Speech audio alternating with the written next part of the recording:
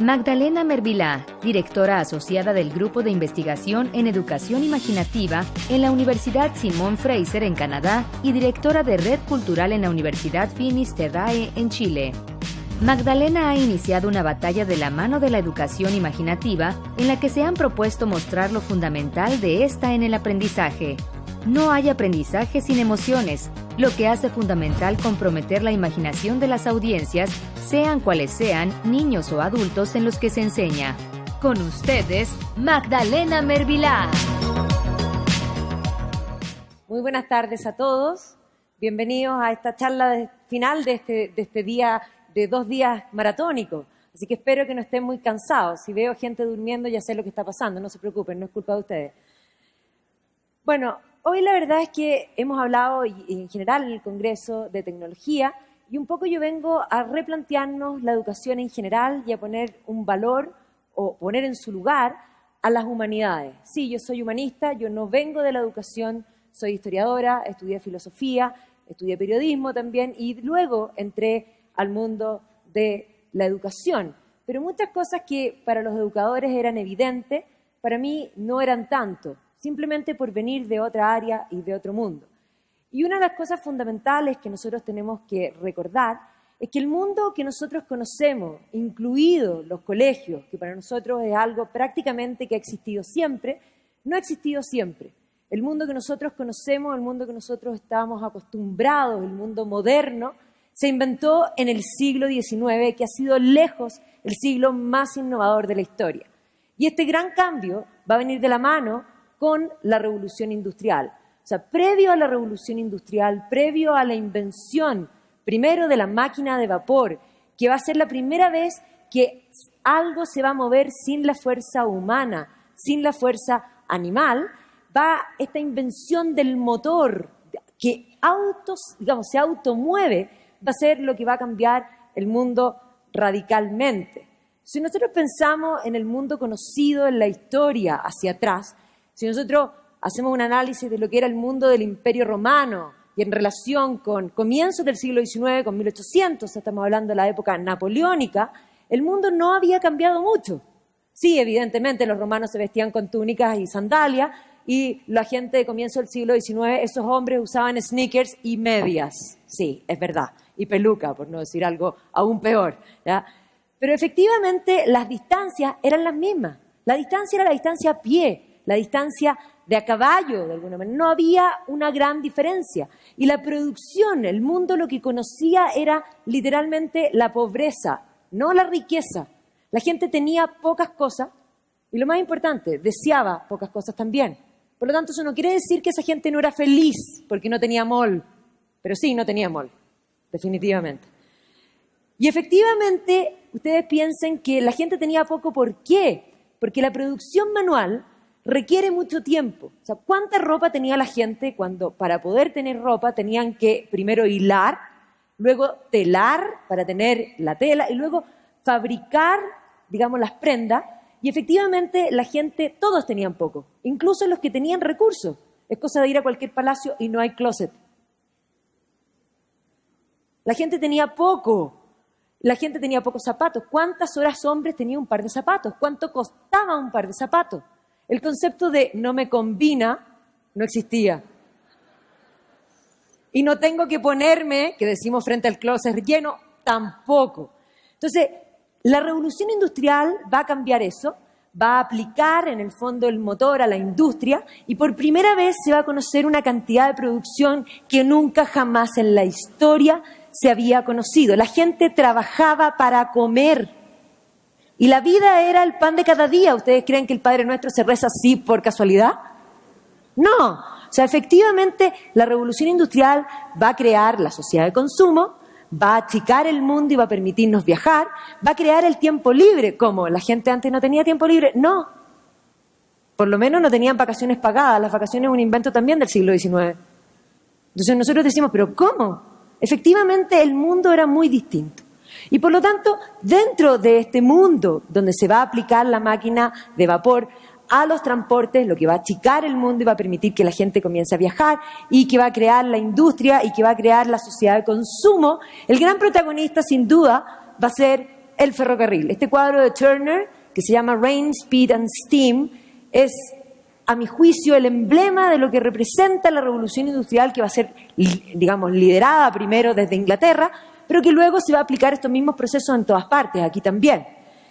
Y evidentemente que esta sociedad industrial, este cuadro a mí me fascina, porque este es un cuadro que muestra Manchestershire, o sea, the Shire, la campiña de Manchester. Pero efectivamente todavía se ve lo verde, pero en el fondo se ven estas chimeneas humeantes que van a cambiar el norte de Inglaterra. Inglaterra, el norte va a ser industrial y el sur va a mantenerse agrario. ¿Y por qué digo esto? Porque para esta sociedad industrial se van a inventar los colegios. Los colegios no existían antes. ¿Cómo? ¿La gente no iba al colegio? Sí, había algunos colegios relacionados mayoritariamente con la iglesia y por lo tanto no había por ninguna parte colegio para todos, o sea, algunos iban al colegio. Y lo más radical es que la gente no iba al colegio, pero iba a la universidad, porque las universidades tienen 1000 años, los colegios no tienen 200. Entonces, nosotros consideramos que los colegios son esenciales. Yo soy historiadora. Tal vez las universidades ya son esenciales. Han estado siempre, llevan 1000 años. Pero ¿cómo la gente iba al colegio si no tenía licenciatura de grado, digamos, del colegio? Nosotros hablamos en Chile de cuarto medio, ¿cómo no habían salido de la prepa y iban a la universidad? Bueno, la gente se autoeducaba, ¿ya? Y es más, si nosotros pensamos en Leonardo da Vinci, nunca fue al colegio. ¿Alguien podría decir que le faltó educación? Charles Dickens fue 2 años al colegio. ¿Le faltó? ¿Le hizo falta? No, obvio. Shakespeare fue al colegio, sí, pero no fue a la universidad. ¿Le hizo falta? No, ahora, ni Dickens, ni Leonardo, ni Shakespeare podrían hacer clases en ninguna universidad. Ninguno tiene grados académicos adecuados. Entonces, efectivamente, los colegios se inventaron para responder a esta sociedad industrial. Y obviamente que esa sociedad industrial va a crear la idea de los colegios para todos. Todos tienen que ir al colegio. La ley de instrucción primaria que va a surgir en 1870 en Inglaterra y que luego en el siglo XIX se va a replicar en todos los países. En Chile también va a ser a finales del siglo XIX, imagino que aquí también. Entonces, efectivamente, la idea que va a estar detrás de los colegios es la idea que nos trajo la Ilustración. Estos hombres que están aquí son culpables de muchas cosas. También son aquellos que tienen muchos méritos en muchas otras. Pero sin lugar a duda, el señor René Descartes, que todos tenemos en la mente esa frase pienso, luego existo, redujo al hombre y dijo que el hombre era una cosa pensante. Redujo al hombre a cerebros con patas. Y yo aquí veo muchos cuerpos. Y de alguna manera, no solo Descartes, sino que Francis Bacon también va a llamar a establecer el imperio del hombre en el mundo. Y esta gente se va a sentir iluminada por la luz de la razón. Y van a tener una idea de alguna manera mesiánica de poner al hombre en su lugar. Un lugar que antes le había correspondido a Dios. Pero ahora el nuevo Dios era el hombre. Aquí nace el antropocentrismo. Yo sé que a todos nos dijeron que en el Renacimiento, lo cual no es cierto. Aquí cambia realmente el paradigma. Y evidentemente cuando se crean los colegios, la idea racionalista es lo que está detrás. Como pueden ver, esos niños son cerebros con patas. Les ponen las manos atrás. ¿Para qué? Para que no se muevan. Y este sistema decimonónico sigue estando presente. Nosotros tenemos niños en el aula que cuando se mueven mucho llamamos y viene el padre y lo hacemos que vaya al neurólogo. Porque el niño se mueve mucho y entonces hay que darle Ritalin. El niño no tiene ningún problema, el niño tiene cuerpo, usted también. Y sí, le molesta, póngale un elástico que se mueva, déjelo moverse, ¿qué problema hay? Piensen ustedes en el pobre Leonardo da Vinci, si hubiese estado hoy día con el colegio, le habrían dado Ritalin y no habríamos tenido probablemente muchas cosas de las que hizo, ¿ya? Lo que no es menor.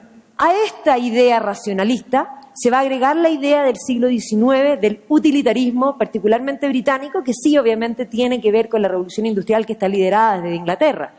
El utilitarismo que de alguna manera va a tener como presentes primero a Bentham y a Stuart Mill, también vamos a tener una réplica desde la sociología y lo que va a ser conocido en el fondo como el positivismo, que aquí está en el fondo con Augusto Comte, que de alguna manera va a plantear que la etapa que ellos viven, esta etapa industrial, es mucho mejor que lo anterior y que lo útil es lo único importante.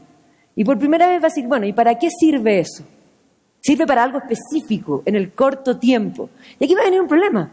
¿Qué va a pasar con las humanidades? ¿Para qué sirven las humanidades? Viene la gran pregunta.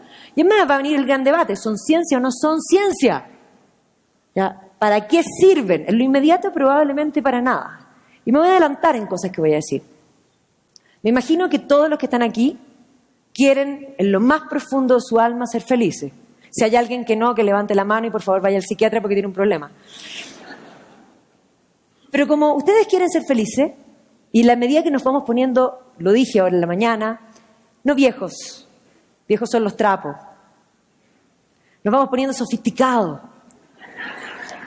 nos van interesando más las humanidades y vamos de vuelta. Y nos damos cuenta que sí, en las humanidades encontramos eso que realmente nos completa. Y les doy una buena noticia y una mala noticia. No estamos divididos, esa es la buena noticia. Aunque nos convencieron en el colegio, defínete, ¿eres científico o eres humanista? No son ni científicos ni humanistas. Todos somos humanistas por ser seres humanos primero. Y todos tenemos muchos intereses. Y todos amamos lo que conocemos. Nadie ama lo que no conoce. Y eso lo dijo Aristóteles antes de Cristo. ¿Ya? O sea, para que se den cuenta que el ser humano es ser humano siempre. Sapiens sapiens desde la caverna. Pero esta idea de la utilidad, el mayor bien para la mayor cantidad, van a hablar los utilitaristas, se va a imponer. Y se va a imponer en lo que va a ser el currículum. Y por lo tanto, ¿qué va a querer este currículum que responde a la sociedad industrial? Gente útil, pero no pensante. ¿Qué enseñamos? Reading, writing, arithmetic. Ellos van a hablar de las 3 R's. Obvio. Few humanities. Pocas humanidades. ¿Por qué? Porque los humanistas cuestionan, molestan y evidentemente son tremendamente complejos. Nadie quiere a los humanistas. Obvio, menos los gobiernos.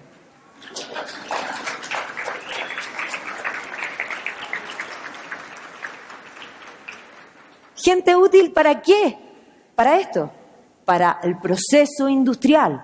Entonces, efectivamente, la lectoescritura va a ser importante, que sepan seguir órdenes, y evidentemente la educación va a ser formada para crear empleados. Lo dijeron también en esta misma conferencia, no emprendedores. La educación va a ser para crear gente que obedece reglas y que es capaz de seguir instrucciones. Y desde que se inventan los colegios, a los colegios se les piden 3 cosas. Estas 3 cosas están manifestadas en este esquema. Primero, que conecten a los alumnos con esas verdades que deben ser conocidas. Y esa visión se llama academicismo. Siempre se les ha pedido eso a los colegios. Lo segundo que se les va a pedir es que preparen a los alumnos para ser parte de la sociedad establecida. Y eso se denomina socialización. Y lo tercero que se les va a pedir va a ser que dejen que al alumno saque de sí mismo eso que tiene en su interior, dejarlo libre y que florezca. Y estas son, si ustedes se meten a cualquier statement de cualquier colegio hoy, todos los colegios se proponen esas 3 cosas. Buena noticia, son solo 3. Mala noticia, son incompatibles. Todas válidas, pero hay que tomar una decisión. La primera idea del academicismo viene de Platón. Efectivamente, Platón va a ser el primero en establecer un currículum, que por lo demás él considera que un hombre para llegar a ser educado necesita un currículum como de 56 años. Así que en 14 no logran nada. ¿Ya? Él diría que son tremendamente mal educados y tienen un problema en relación al concepto de ignorancia. La tercera idea, que es la idea progresista, la idea de que el niño saque lo que tiene en su interior, viene de Rousseau, y de aquí van a ser todas las teorías progresistas que están en boga hasta el día de hoy y que es el gran debate de la educación hoy día. Y que nace con este libro del Emile. Aquí está el tutor del Emile, dejándolo libre para que corra y florezca, porque todo está en su interior. Y la tercera idea viene también de una ciencia decimonónica, si se la puede llamar ciencia, y viene de los grandes debates, que es la sociología. Efectivamente, la sociología va a querer hacer ciencia, o más bien se va a referir a un constructo mental, que nosotros nos referimos a eso como si fuese tan concreto como este control, o como una silla. Nosotros hablamos de la sociedad, como si fuese un concepto igual que una silla. Pero ustedes comprendan que la sociedad es un constructo, igual que el Estado ¿O acaso el Estado se hace presente? No, va el intendente, va el ministro, pero el Estado no ha llegado y dice, hola, soy el Estado, qué gusto conocerte. Obvio que no. Entonces, Durkheim muy temprano se va a dar cuenta que los colegios son un ente que permite socialización, que se puede establecer un molde, por eso pongo un molde ahí, donde todos los niños deben encajar en la sociedad establecida. Y esta idea que va a tomar Durkheim se va a aplicar en la historia en mayor y menor cantidad. Pero evidentemente los totalitarismos lo van a usar absolutamente, ya no usando, ya no educando, sino adoctrinando. Entonces, la socialización es algo que sigue estando presente y esa es la principal razón por la que los estados se preocupan de la educación. Para que tengan bien claro. Como dice Lenin, denme 4 años para enseñar a los niños y la semilla que pondré no podrá nunca desenraizarse. El poder del aula es sin duda algo importante. Y el molde se va a establecer en un sistema. Y ahí es donde Pink Floyd nos dice, another break in the wall. ¿Esos son los niños? ¿Somos solo un otro ladrillo que vamos caminando para ser todos iguales, homogéneos? ¿Dónde quedó la persona única e irrepetible en este sistema? ¿Queremos clones? Eso está en la Guerra de las Galaxias, obvio, pero eso queremos. Queremos que todos los niños se comporten igual y cada niño es distinto al otro. Esto es el sistema, una máquina de moler carne, que no discrimina a la minoría, discrimina a la mayoría. Nadie puede ser distinto en el sistema. El sistema va dejando atrás y va estableciendo este concepto no brains. Entonces, evidentemente que las humanidades molestan. ¿Por qué? Porque el humanista disiente y el que disiente echa a perder el sistema. Por eso pocas humanidades. Por eso vamos eliminando filosofía en todas partes. Por eso no les queremos enseñar a pensar. Porque además en democracia, mientras menos sepan, da lo mismo. El voto vale igual. Obvio. Esto no va a suceder. De los libros no va a salir, no van a florecer. Son incompatibles las 3 cosas. No puedo adoctrinar si les enseño humanidades porque van a disentir. No puedo dejar los libros si les tengo que meter contenido y los tengo que adoctrinar. Tengo que tomar una decisión. ¿Qué enseño? Y ahí estamos en el debate del currículum hasta hoy día. Pero a pesar de que esto está en el debate, lenguaje y matemática siguen siendo considerados las cosas más importantes. Pero además la obsesión del racionalismo nos ha llevado a medir incluso lo inmedible. Todo lo queremos medir. Es más, todos estamos en un montón de proyectos y nos piden, y proyectos educativos, y nos piden accountability. Bueno, pero dame números, muéstrame cifras. Bueno, y el sentido común, bueno, es el menos común de todos los sentidos. Y esto nos ha llevado a establecer que hay un camino del éxito y que hay un camino del fracaso. Que este camino, este sistema lleva a aptos y genera ineptos, tal y cual. Y obviamente que ahí estamos en el debate y estamos replanteándonos, y por eso evidentemente las matemáticas, ya Platón lo decía, Platón también consideraba que las matemáticas y la geometría eran lo más importante. Entonces nos centramos en una educación centrada en la lectoescritura y en las matemáticas, obsesionada por los tests, o sea, los tests son lo más importante, y el camino del éxito es este, la universidad. Este es el éxito, y todo lo demás es fracaso. Y ahí estamos los países diciendo, necesitamos más técnicos. Sí, necesitamos técnicos. Y en primer año, después de, en el fondo, primero básico, como decimos en Chile, aquí, en el fondo, en primaria, les quitamos las manos y los sentamos y educamos cerebro. Y después queremos que usen las manos. Sí, nadie quiere usar las manos, nadie quiere ser un fracasado. Le hemos contado esta historia a todo el mundo todo el tiempo. Por eso no tenemos técnicos. Y hoy el mundo ha cambiado. Sin duda, este Congreso se ha centrado en los cambios del siglo XXI. Pero yo quiero decirles que no tanto.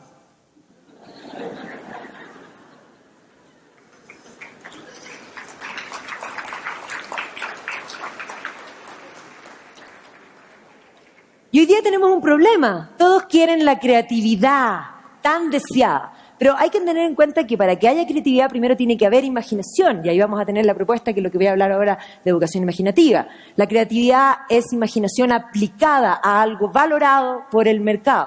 Entonces, todos quieren creatividad. Las empresas están desesperadas. ¿Por qué? Porque quieren gente flexible, que resuelva problemas, que sepa trabajar en equipo, y es algo que en el colegio no aprenden. Y ahí estamos todas las empresas contratando coaching 1, coaching 2, vamos haciendo talleres y nosotros todos felices, sí, fantástico. Pero es muy complejo porque los hemos educado, los hemos formado en algo complicado.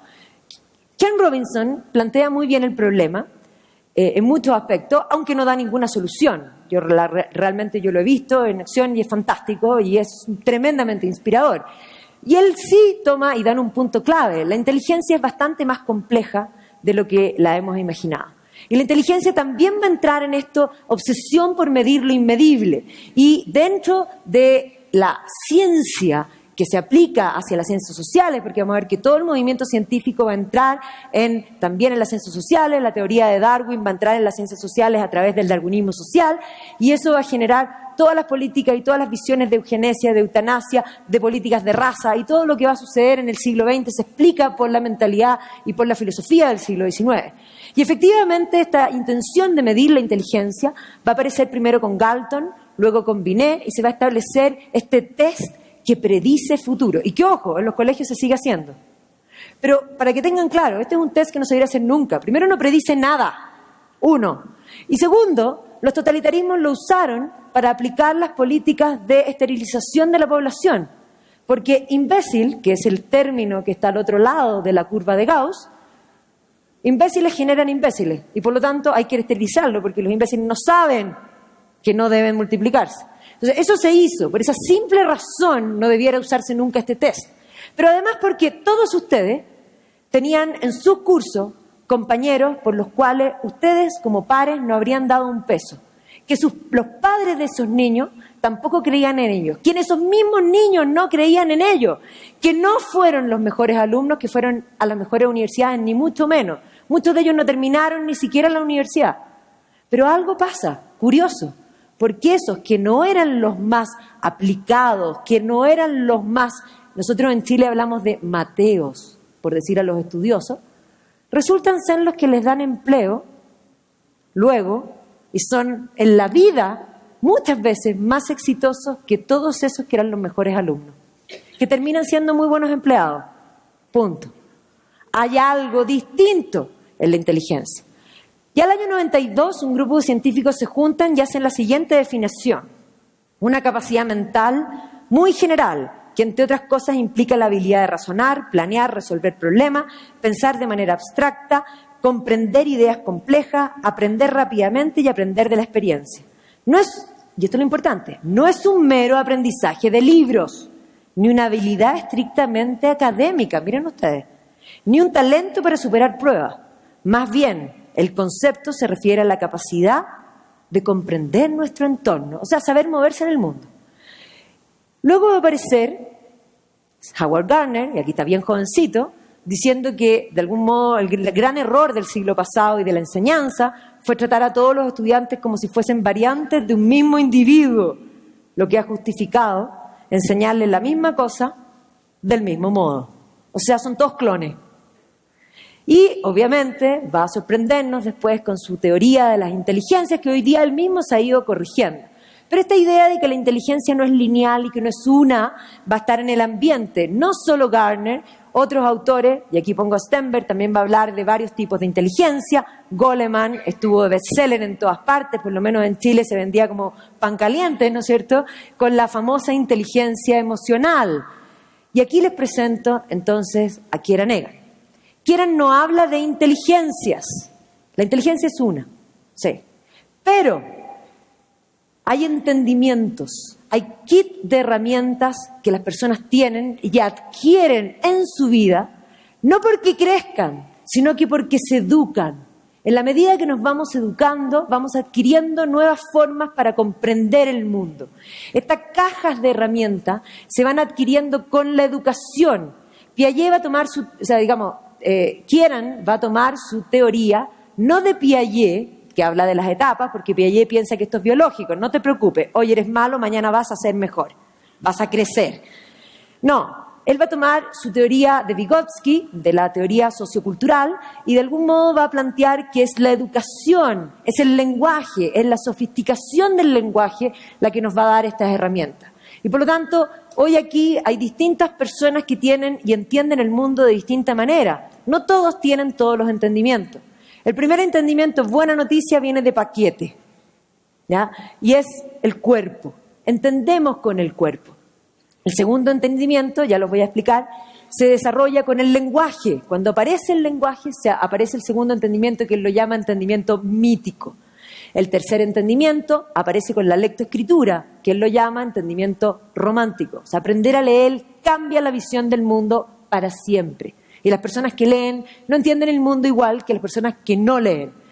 El entendimiento filosófico se desarrolla solo en algunas personas cuando el colegio y cuando la familia lo fomenta. Y el entendimiento irónico solo lo desarrollan los que tienen el entendimiento filosófico muy desarrollado, y es alrededor del 5% de la población. Así que aquí hay seguramente muchos filosóficos, estoy segura que también hay irónicos. No piensen que una cosa es más que la otra, simplemente son distintos. Esto no es progresivo ni ascendente. Y lo que él propone es que en la medida que vamos adquiriendo un nuevo entendimiento, lo más importante es que no perdamos el anterior. Sí, todos ustedes siguen siendo somáticos, entienden con el cuerpo, y por eso esta charla se da en esta forma, con una persona que pueda caminar desde el cuadradito de ahí hasta el cuadradito de acá, ya me lo indicaron, porque más allá ya no me veo. Ok, pero efectivamente tienen cuerpo, y por eso es importante que el orador se mueva, porque ustedes están sentados, y esta charla sería muy terrible si yo estuviera sentada detrás de un escritorio. O sea, tienen cuerpo. Si yo ahora estuviera cantando, podrían sentir mucho más su cuerpo. ¿Cómo se entiende la música si no es con el cuerpo? La música se siente. Yo siempre digo que yo tengo un pelómetro. Cuando alguien canta bien, se me paran los pelos, literalmente. Y cuando alguien canta muy bien, y yo tengo todos los rangos de música, soy melómana, amo la ópera, sí, tengo que decir que Jonas Kaufmann es una experiencia somática completa, desde su apariencia, porque es magnífico, y cuando canta tengo que decir que agota todo. Lo vi en primera fila en Santiago y realmente salí diciendo, estoy viva. El cuerpo es lejos lo que nos hace sentir más vivo. Por eso, cuando comemos un chocolate, es una experiencia somática. Y cuando nos tomamos una buena cerveza, es una experiencia somática. Y por eso el buen chocolate y el mal chocolate no dan lo mismo. Tienen las mismas calorías, por lo demás. Entonces, Egan va a tomar su teoría de Vygotsky y va a tomar esta idea que de alguna manera el aula replica lo que ha sido el desarrollo de la cultura occidental. Y evidentemente lo que va a plantear es que da lo mismo lo que enseñemos. Si nosotros no enganchamos las emociones de la audiencia, si no logramos hacer que se despierte algo en ustedes, una emoción, todo lo que se enseñe se va a olvidar. Ustedes tienen que emocionarse, tienen que sentir, porque ustedes no solamente conocen, ustedes perciben, conocen y sienten al mismo tiempo. Y por eso es fundamental el sentir. Ustedes no piensan así. Nadie piensa en blanco, ustedes piensan en palabras. Las palabras son los conceptos. Mientras yo hablo, ustedes traen imágenes a su mente. El lenguaje funciona así. Es una magia maravillosa, porque yo digo árbol y ustedes ven árboles. Cada uno verá un árbol distinto, pero ven el concepto de árbol. El tuyo puede ser un pino y el de allá un roble y el de allá un fresno, da lo mismo. Son todos árboles. La palabra árbol trae árbol. Si yo digo la Torre Eiffel, la están viendo, ¿no? Sí, obvio. Y evidentemente el lenguaje, nunca pensamos, pero es algo que se inventa. Alguien lo inventó. Y por eso pongo ahí a los Homo sapiens, que sí, eran sapiens sapiens desde la caverna.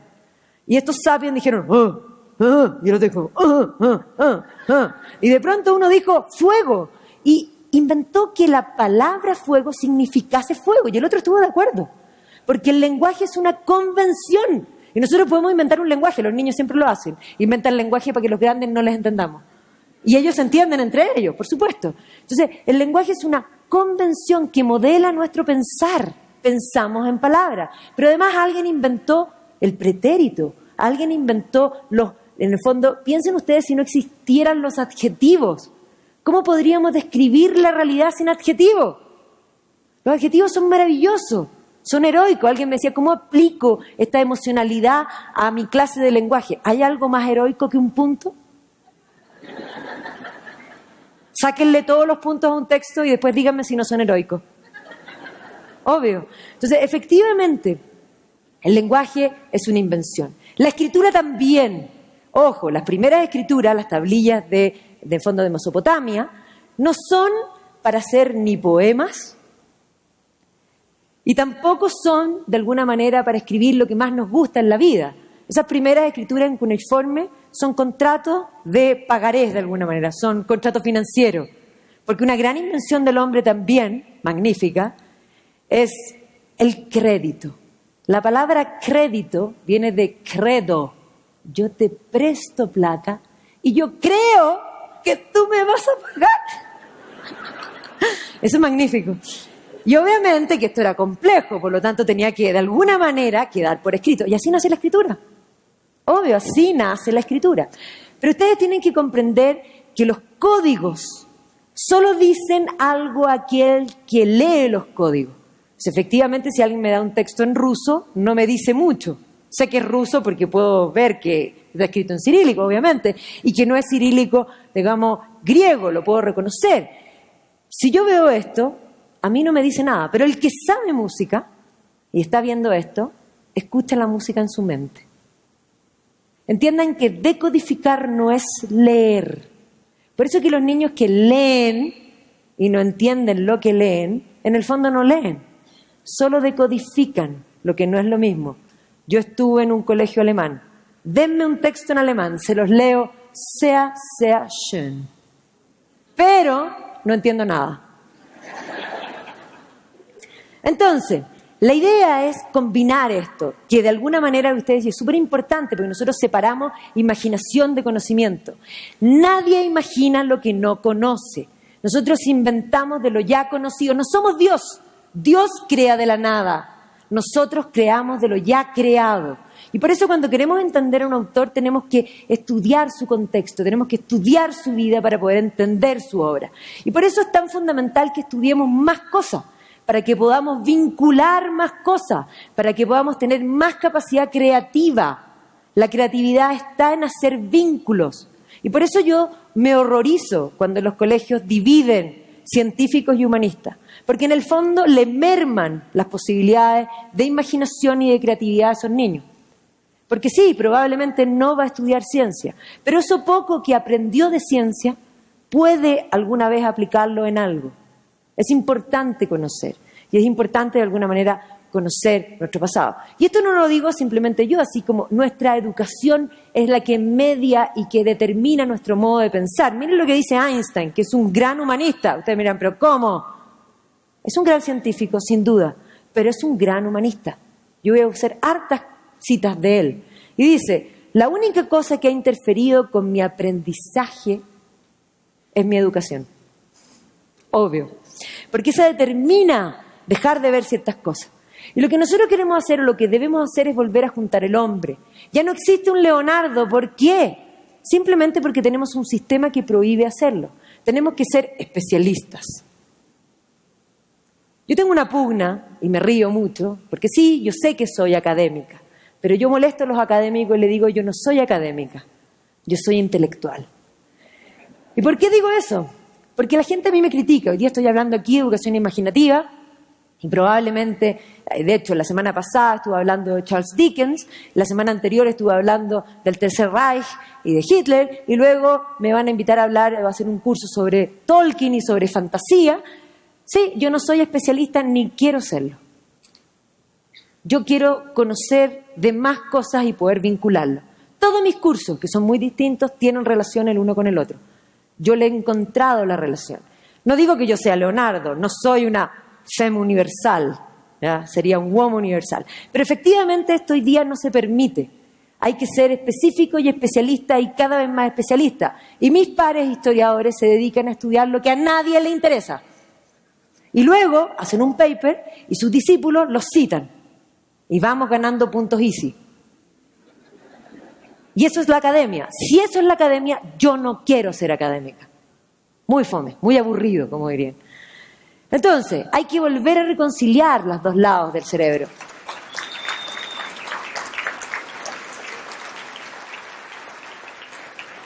Hemos tenido una tiranía, en el fondo, del lado izquierdo, del lado racionalista. Y hay un otro lado que no exploramos. Y creemos que la gente es inútil por ser distinto. Y esto nuevamente es Einstein.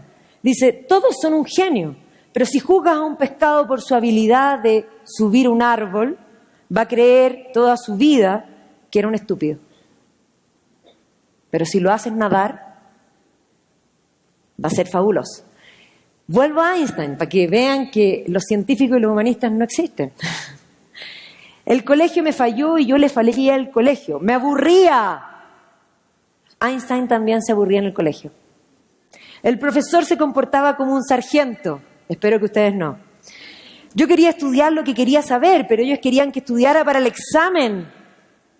Lo que más odié fue este sistema competitivo y especialmente los deportes. Por eso para mí nada valía la pena y muchas veces ellos me sugirieron que me fuera. Menos mal no se fue. ¿Ya? Este era un colegio católico en München. Yo sentía el deseo por conocer y estaba siendo estrangulado por mi profesor. Ponían notas en lo que no podían medir, en lo que podían medir. ¿Cómo un profesor puede entender la juventud con un sistema así?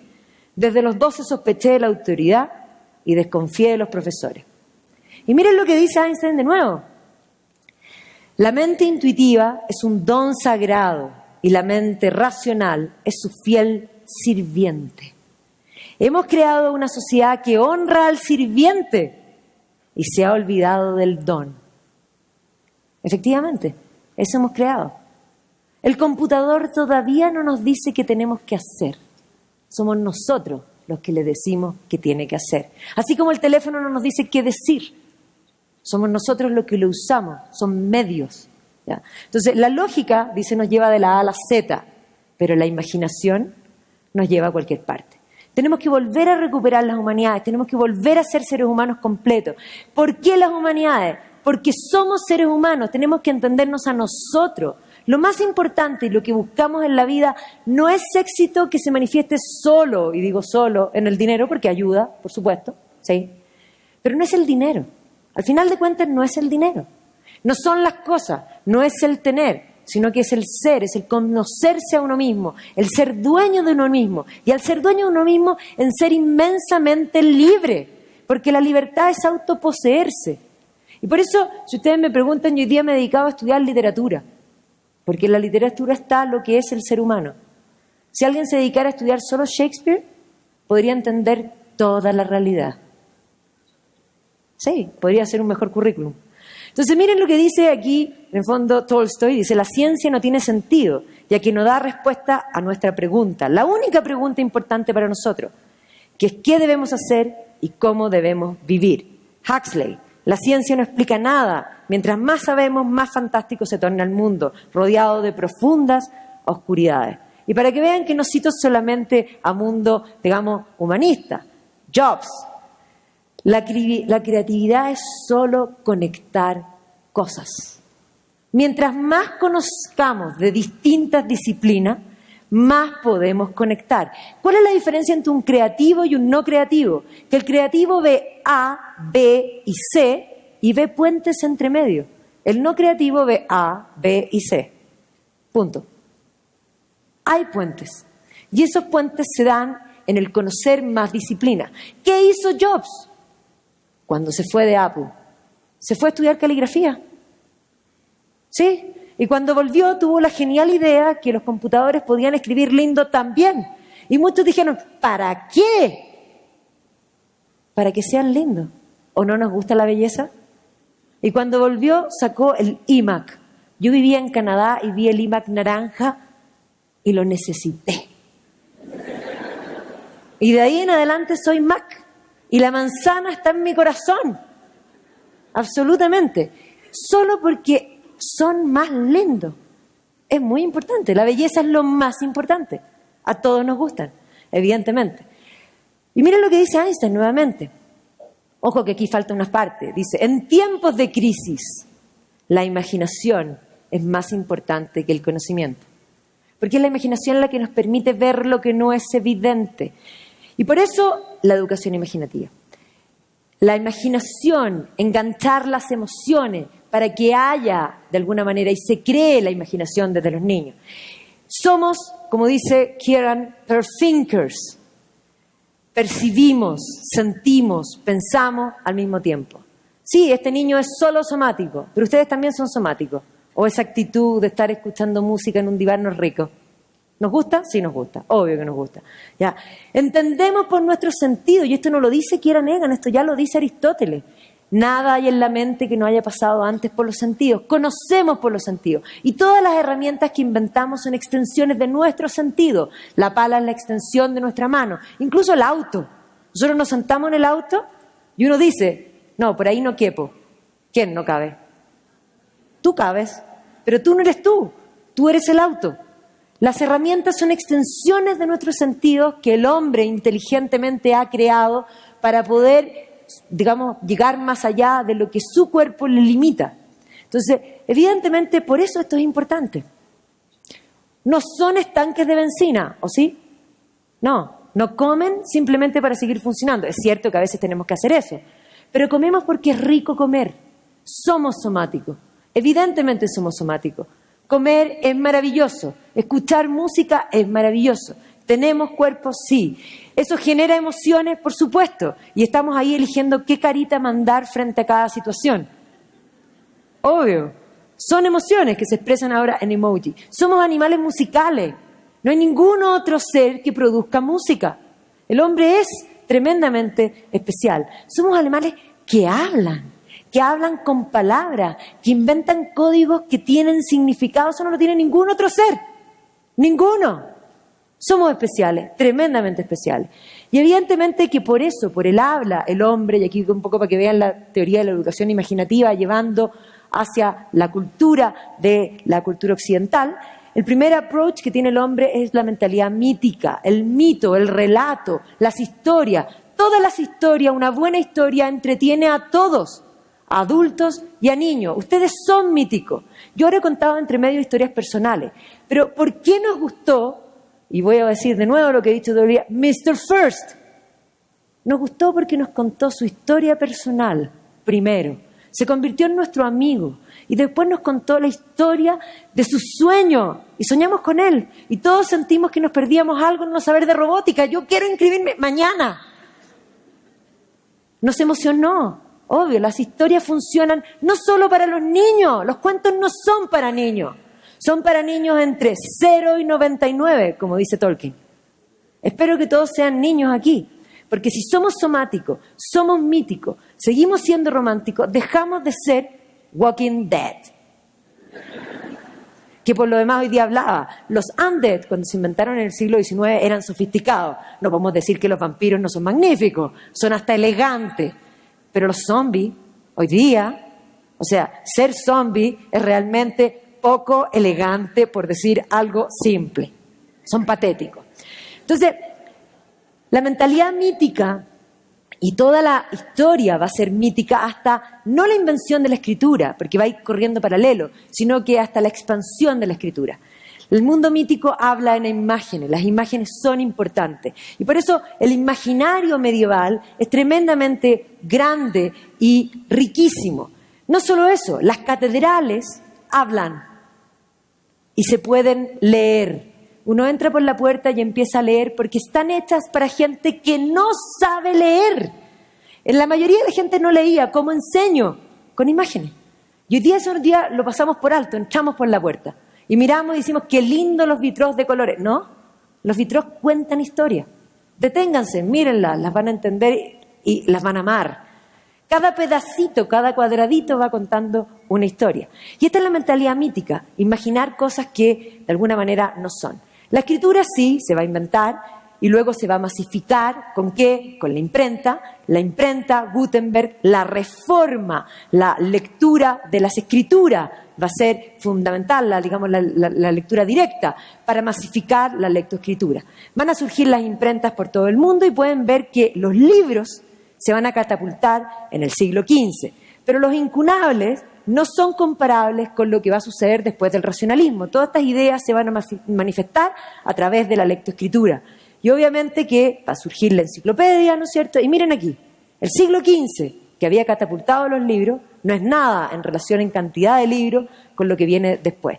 Y obviamente que es el siglo XIX el que va a inventar los colegios. Entonces aquí pueden ver que de alguna manera estos mismos entendimientos son los que van a desarrollarse de aquí en adelante. Esto va a llevar al mundo el racionalismo a la Revolución Francesa, ¿no es cierto? Y Napoleón va a hacer que se levante el movimiento romántico. Un poco para terminar, el movimiento romántico es un movimiento que de alguna manera va a reaccionar contra el excesivo racionalismo. Va a reaccionar con esta idea de que somos simplemente cosas pensantes. Los románticos van a decir, no somos solamente cosas pensantes. Nosotros sentimos, percibimos, y las emociones, los sentimientos. Era gente que tenía muchos sentimientos, la gente, obviamente. Y obviamente que la filosofía del siglo XIX va a complicar aún más las cosas y eso va a llevar a lo que nosotros entendemos como pensamiento filosófico. Y la excesiva filosofía, y esto es una idea de cuando perdemos la noción de la verdad, porque la filosofía del siglo XIX lo que hace es negar que la verdad exista.